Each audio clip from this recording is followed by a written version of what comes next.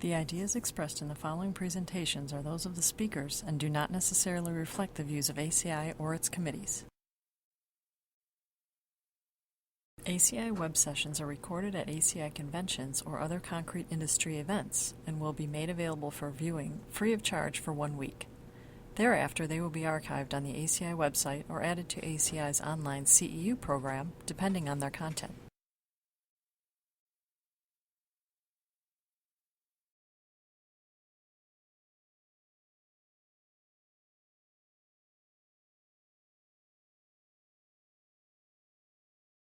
Let me introduce you today to 4 speakers who have been real veterans in the certification, in ACI certification all around the world. And they have real hands-on experience, not just by delivering the programs and managing the certification programs in different regions, but also in starting these programs out of scratch in many areas. And I'll start with Luke Snell, who has been a globetrotter in ACI certification around the world. I mean, I can remember Mongolia, Ethiopia, even in the Middle East, in Saudi Arabia. He was recently doing some programs there with the chapter, and he helped start the India and the Chinese ACI certification initiatives there. Luke is a senior construction materials engineer with Western Technologies in Phoenix, and he has done extensive consulting work on construction and concrete problems throughout the United States. And he, as I said, he was instrumental in starting the certification in Mongolia and other areas of the world. He is a member of several ACI committees, including ACI Young Member Award for Professional Achievement, Construction Liaison Committee, International Advisory Committee, 214, E702, S801 Student Activities, S802 Teaching Methods and Educational Materials, and the ACI Subcommittee 318, which is the international workshop you're attending here. And John Kahn is the ACI Manager of Certification, Operations and Chapter Activities, and has been with ACI since 2004. He has been also helping in starting the programs in India and China recently. And if you need to start any new program in certification, call John and he'll make sure that ACI will give you the support program that we have for that. Luke? I started my career, if you will, before the certification program. And I went to one of my job sites. And I had a technician there. He's one of those guys that can start out with a white lab coat, test concrete all day, and the white lab coat is still white. Very impressed with him. I made a comment to him. You know, you're doing a great job. You know how to test concrete. He laughed. He said, well, that wasn't really how I started. He said, I got in the testing business because there was a company, luckily not the company I was working with, but I got involved in testing because I answered an ad. And I came the first day of work, and they said, oh, we're glad to have you coming. We got a job just started. Let me take you out back and show you how to run some tests. Here's how you run a slump test. Just remember, there's 2 sacred numbers, 3 and 25. You get that, you know how to do concrete testing. Here's how you do a slump test. Here's how you make a cylinder. Let's forget the air test, that's too complicated. Just get out there and get the job started. So you went out there to get the job started. And as you would imagine, the very first truck that they're going to sample the slump, it's like a magnet. Everybody probably got bets on what the slump is. And he had the slump cone base, and he remembered the 3 and 25, and he did remember it was 3 lifts and not 25 lifts, so that was encouraging. Made the test. Everybody's watching him. He looks at them, smiles, steps back, puts his hands behind his back like this, and they look at him and say, aren't you going to tell us what the slump is? And he says, well, we won't know that for 28 days. Now, That's kind of the nature of what it was like before we started the certification. One of our presidents, in writing up on certification, said, I go to the barber. The barber has to be certified. And yet, something is going to grow out, even if he makes a mistake, it's going to grow out in a couple of weeks or a month. You know, it's correctable. But is our building correctable if we have poor concrete? And that was kind of the nature of how we started to ask the question, how do we get quality concrete? How do we get something that's going to be as durable as some of our Roman concrete? And how do we ensure we get the right quality of the concrete? Well, we kind of know we got to test it.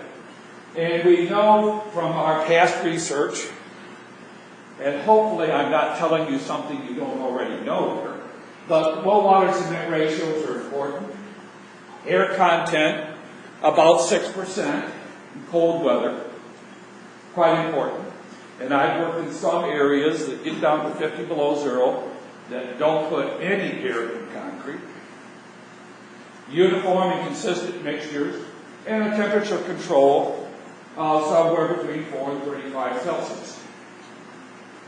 Well, as we started down this path, it was a very interesting path, and I was on the original committee that worked on this. And for 3 years, we had almost knockdown, drag-out fights of what should a technician know.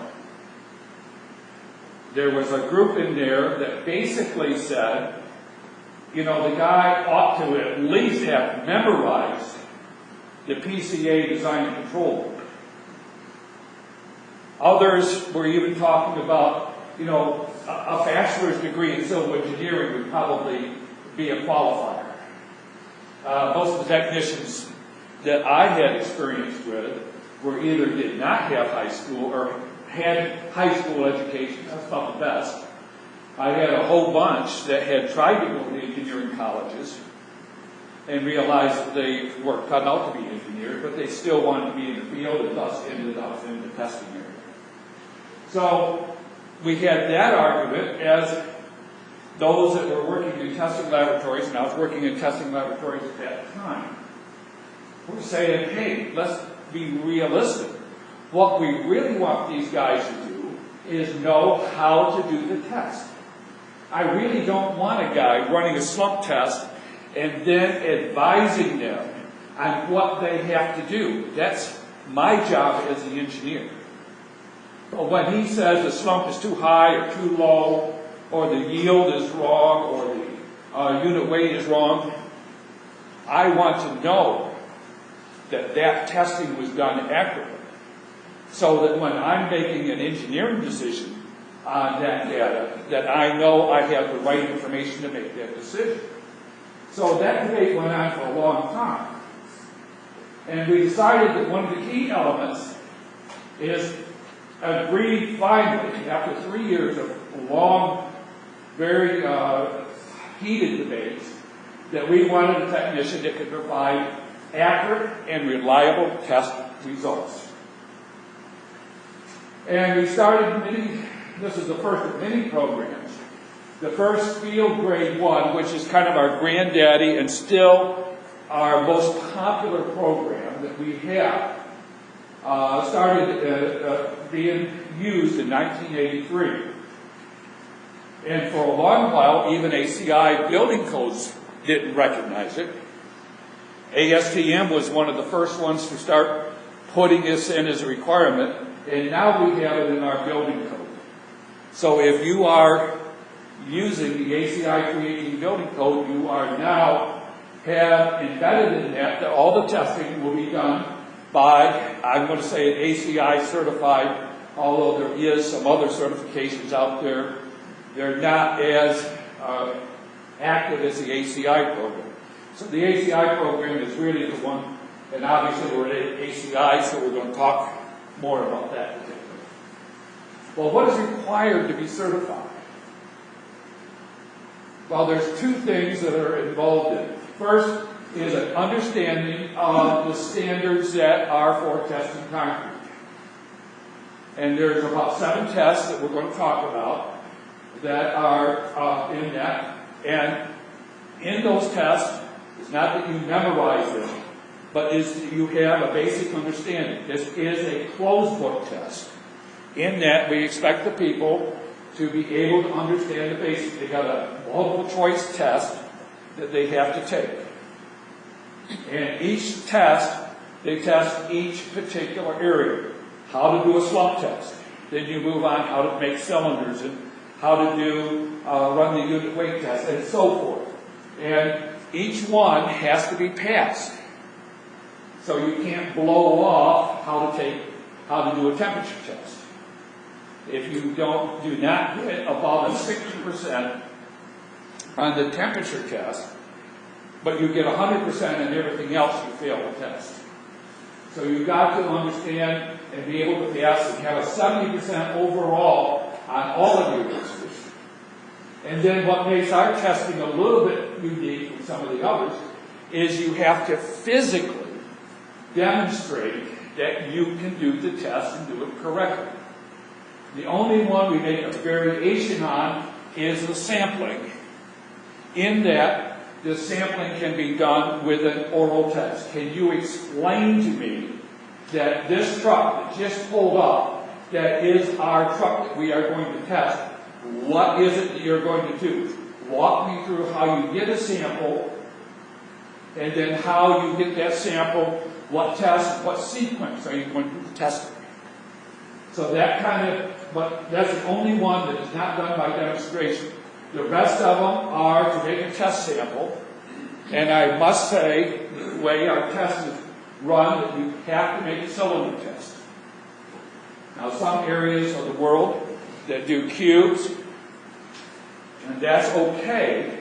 You cannot substitute, but you can, as a agency, if you will, that is doing the certifications, also put in the British standards as a extra test that they'll have to pass. And there is a precedent for doing that. Many DOTs in the United States will add additional requirements as part of the certification programs. Now we go through the slump test, unit weight test, volumetric test. When we were developing the test, we had a lot of discussions, and the discussion goes on today about whether we should have the volumetric test in there. Unfortunately, having done this test many times, and one of the requirements as an examiner is I have to watch the people do the test and make no comments on how they do the test. The volumetric test, if they're doing it right, especially as they're nervous in front of people, will normally take them around 20 to 25 minutes to run. And if they made a mistake on step 2, I'm twiddling my thumbs for 25 minutes, and then they got to repeat the test.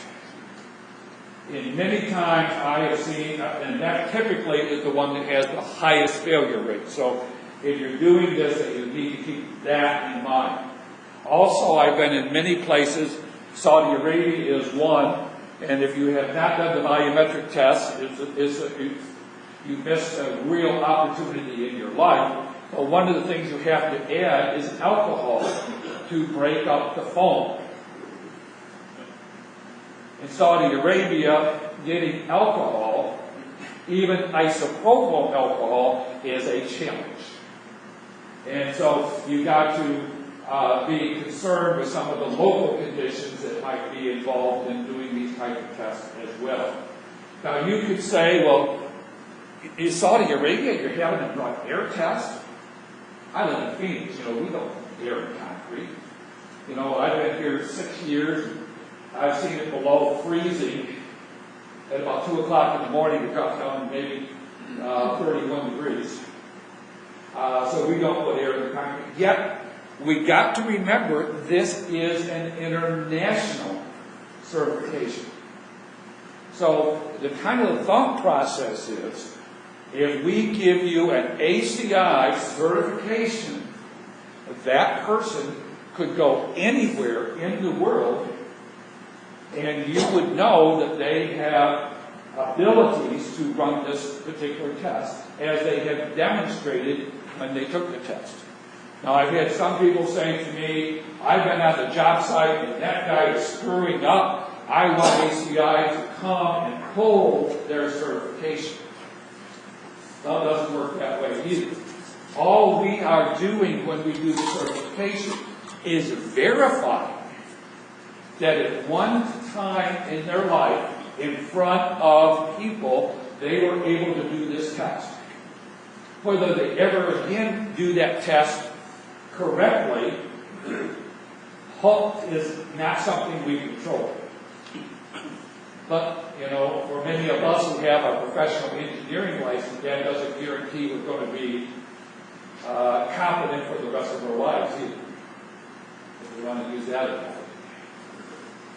Now, here's what's involved in it is collecting the sample. And there is a lot of discussion about where you take the sample. We're not going to go into those type of things. That's not part of it. Making the cylinders. And by the way, you can make a 4x8 cylinder or a 6x12 cylinder, and the procedures are slightly different for each one of those, so that needs to be kept in mind. Running the slump test, running the unit weight test, volumetric test, and for those of you who are familiar with the volumetric test, mercifully we have now the lightweight air meters. When I started in my career, we only had the brass ones. I had a technician, as a matter of fact, it's the same technician I just mentioned. His job was a nuclear power plant to run the volumetric air meter with a brass meter on every load of concrete coming on the job site. That guy did not have to go work out in the gym afterwards.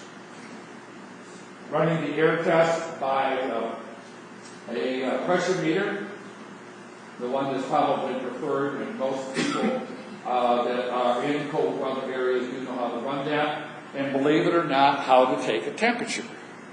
And there is an exact procedure, there's an exact ASTM procedure of how deep you put in the thermometer, how you pat around there, how much time you have to wait until it stabilizes. So there is some procedures that doesn't sound like as idiotic as anybody can take a temperature. Now the program was expanded afterwards. And we have now 18 programs, and we're having discussions about some additional programs coming on. There's over 100,000, and I believe that number is probably higher than that. There's probably been over 200,000 during that period of time that has gone through and been certified. Your certifications last typically 5 years. Again, the idea is ASTM standards change. And therefore, just because you knew how to do it 5 years ago running the test, those standards may have changed and you need to get current on them. And as we've had discussions on the adhesive anchor, we have several different levels of certifications. We have the shotcrete, which is more of the craft, as is the adhesive anchor installer program that is geared for the person physically doing the work on this. We have the flat work finishers and things of that nature. We have laboratory technicians, and that breaks down into several different areas, but there's one for aggregates, there's one for strength testing. And again, each one of those go to the appropriate testing procedures and testing methods that are involved in that. And there's, on the aggregates, there's a level 1 and there's a level 2, obviously. And then there is a series of what we call the instruction inspector. One is the special inspector that is more for buildings, and there's one for transportation that has to do with transportation structures as well. And that is probably ACI's most difficult inspection. And there's a new one that is being talked about. Some of you will remember when We had the nuclear program in the United States. We had the level 3. We are working on one that is of that nature. Right now, the nuclear people are using the construction inspector as the highest level. Now, how do you get started in a program? And I'm going to say that there's 3 or 4 or 5 things that we're going to talk about that I think is very critical. Number 1 is you got to have a champion. Khalid talked about how he got started in that. And he became the champion, if you will, in his area and kept that alive and kept people's interest in that. If you do not have a champion, somebody who is interested in seeing this and going through the long haul of getting it accepted in your area, it's not going to go anywhere. And if you're just calling up ACI and say, I want to do adhesive anchors, and they send out a crew, and there's not somebody there that's going to pick it up and continue the program, it dies after that initial startup. Number 2 is you've got to identify the needs that you perceive need to be solved in your area. Recently, we went to China.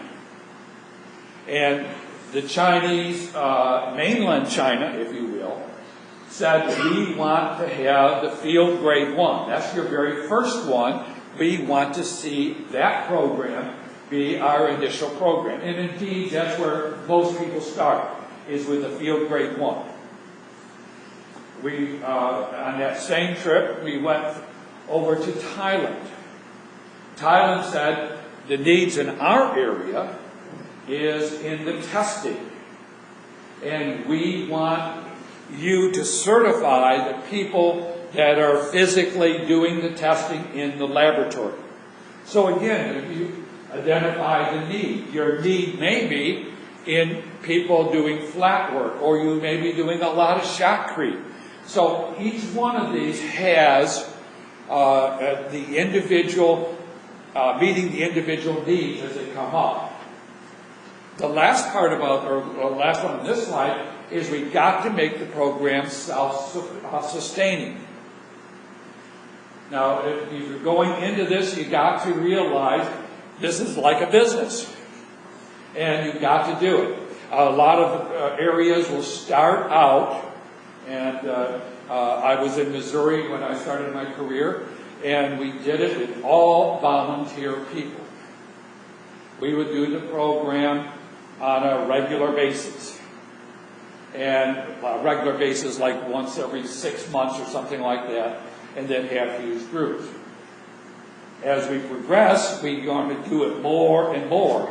And are you going to have engineers, are you going to have certified technicians, which is necessary to assist, give up their weekends one time a month to run the certification programs? Probably not. You're probably going to have to start paying those. So that needs to be incorporated in this. Arizona, where I now live, we do the certification program at a greatly reduced price for universities. We know we're going to lose money on it, but we have that factored in on the other costs that we have in the program, so the program is self-sustaining. But again, you have to get it to that point. You have to find the appropriate examiners. Typically, and if I'm talking about field grade 1, this has to be a professional engineer, or if you're in a country that does not have professional engineering, those persons who have the authority to sign off on projects, a design engineer. And please don't just say any old design engineer will do. Many design engineers spend their time in the office and really don't understand the testing. So it needs to be someone who has physically been involved in the testing area and understanding it. The next thing we need to do is you've got to recognize you are in the process of changing a culture, in that you are now expecting these people to understand those standards, be able to read them, follow through, all the footnotes on there, all the things that qualify this, and therefore you need to study and have the training material for them. And ACI does provide the training material. It's not necessary that you buy necessarily the training materials. If you have the ASTM standards, you can use those. Have a training session with hands-on, similar to the certification. Those people who do have successful programs have the people physically, when I can stand there and watch them and say, no, you don't do it that way. Stop right now. And now let's use the training program as they're physically doing the task to be able to use that as also an instructional time as well. And the last thing we want to do is fail a guy on the slump test because he only did 24 ridings. So we want to help them out as much as possible on that. And the last thing I would encourage you to do is, if you're starting a program from scratch, is contact ACI. And rather than just say contact any old person at ACI, John Kahn, which I'm right over here in front, is a good contact person. And if he can't help you on your particular problem, the certification group has a whole staff of people. He can route you to the right person and get that information to you. And with that, I'll turn it back to Khalid.